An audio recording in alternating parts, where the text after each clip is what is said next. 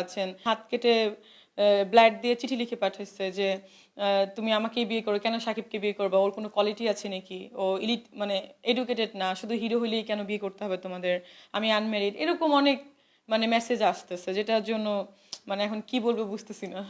তার সঙ্গে আমার বিয়ে হবে কিনা সেটাও তো আমি বলিনি, তাকে আমি বিয়ে করব কিনা সেটাও কিন্তু আমি বলিনি। অনেকে বলছে যে আমি নাকি তার বিয়ে করার জন্য এগ্রেসিভ, বাট আমি দেখা গেলো উল্টাও তো হতে পারে, সে আমাকে করার জন্য তো এগ্রেসিভ হতে পারে। আপনারা কিভাবে জানেন? আমি তো দেখেছি ম্যাক্সিমাম ছেলেগুলাই আমাকেই বিয়ে করার জন্য এগ্রেসিভ হয়ে থাকে। আমি তো করতে চাই না, তাকে যদি আমি করতে চাইতাম 17 সালেই তো করতে পারতাম, যখন দিদির সাথে রিলেশন ব্রেকআপ হইলো, অপু দিদির সাথে, তখন তো বুবলি ঢুকতে পারতো না।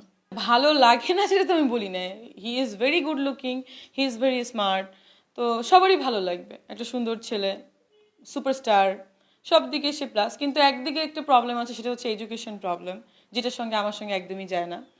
আর ফ্যামিলি ব্যাকগ্রাউন্ড নিয়ে আমি আসলে কথা বলতে চাই না, কারণ এটা তো বাই বার্থ মানুষ